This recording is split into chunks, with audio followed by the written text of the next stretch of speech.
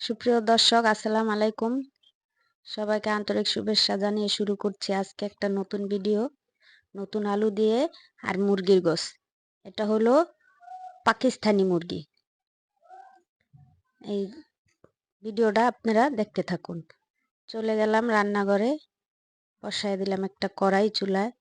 কড়াই বসায় দিয়ে দিলাম স্টার এলাচ অর্ধেক, 3 ভাগের 1 ভাগ স্টার এলাচ দিলাম, 3টা সাদা এলাচ, দারচিনি 2-3 টুকরা, আর দিলাম গোলমরিচ। এটি ভাজা ভাজা করে দিয়ে দিলাম একটু পেঁয়াজ কুচি দিয়ে এটাও ভাজা ভাজা করলাম। আর আমি মুরগির গোশটা একটু টক দই মেখে, টক দই আর লবণ আলাদা করে মেখে রেখেছিলাম। মেখে রেখে এখন এটাও পেঁয়াজটা ভাজা ভাজা করে গোশটা একটু ভাজা ভাজা করে নিলাম। আর গোশটা ভাজা ভাজা করে দিয়ে দিলাম কতটুক পেঁয়াজ বাটা, তারপরে দিলাম হলুদের গুঁড়া, মরিচের গুঁড়া, আর দিলাম ধইনার গুঁড়া, দিয়ে দিলাম 3টা তেজপাতা, দিলাম আর একটু লবণ। আমি গোছের সাথে কম লবণ দিছি, এখানে আবার একটু দিলাম যদি লাগে এই কারণে। এখন এটি সবটিকে ভালো করে একটু কষায় নেব, উল্টে পাল্টিয়ে নাড়তে থাকবেন, না হয় আবার লেগে গেলে গন্ধ করব, ভাল লাগবো না। এখন আমি এই যে উল্টে পাল্টে নাড়াচাড়া দিয়ে ভালো করে কষায় নিলাম। এটা শক্ত মুরগি তো, তাই একটু বেশি করে কষাতে হবে।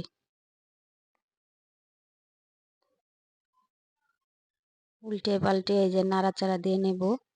আর আপনাদের কাছে একটা রিকোয়েস্ট, যদি আমার এই ভিডিওটা আপনাদের কাছে একটু হলেও ভালো লাগে তাহলে একটা লাইক, শেয়ার, কমেন্ট করবেন। আর আমার এই চ্যানেলের সদস্য হতে চাইলে আমাকে সাবস্ক্রাইব করে রাখবেন, যাতে পরবর্তী যে কোনো ভিডিও ছাড়লে যাতে নোটিফিকেশন চলে যায়। এখন এই যে আবার একটু উল্টে পাল্টে নাড়াচাড়া দিয়ে নিলাম, ঢাকনাটা উঠিয়ে দিয়ে দিলাম আলু দিয়েও একটু উল্টে পাল্টে নাড়াচাড়া দিয়ে নেব। আর আলুটা বেশি একটা কষাবো না, যেহেতু এটা নতুন আলু, অল্প একটু কষালেই হয়ে যাবে। দিয়ে দিলাম আবার একটু ঢাকাটা আবার উঠিয়ে উল্টে পাল্টে একটু নাড়াচাড়া দিয়ে নিব। এই যে এখন হয়ে গেছে কষাই না। এখন আমি এটাতে পরিমাণ মতো পানি দিয়ে দেব। একটু আমার কাছে লবণ কম হয়েছে, তাই আমি আর একটু লবণ দিয়ে দিলাম। এখন আমি উল্টে পাল্টে নাড়াচাড়া দিয়ে দেব পরিমাণ মতো পানি। এই যে দিয়ে দিলাম আমি পানি। ঝোল এখানে আমি বেশি একটা ঝোল রাখবো না, কারণ আলু দিলে এমনি পাঞ্চা পাঞ্চা লাগে, তো নতুন আলু দেখে একটু রানলাম। এখানে যে আমার পানি ঝোলটা শুকায় গেছে, দিয়ে দিলাম আমি 2-3টা কাঁচামরিচ। আমি কাঁচামরিচ এখানে আগে দিই নাই, এখন এই যে 2-3টা কাঁচামরিচ দিয়ে দিলাম। এখন আমার রান্নাটা প্রায় শেষ।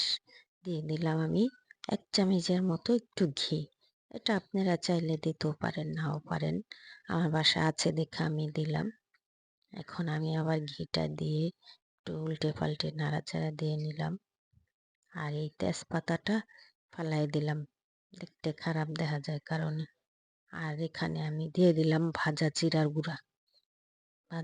গুঁড়া দিয়ে আবার একটু উল্টে পাল্টে নাড়াচাড়া দিয়ে নিলাম। আমার রান্নাটা শেষ হয়ে গেছে।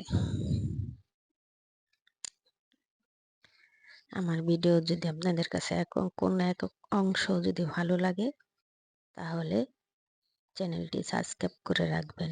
ভিডিওটি আজকের মতো আমার এখানেই শেষ। পরের কোনো নতুন ভিডিওতে দেখা হবে। আল্লাহ হাফেজ।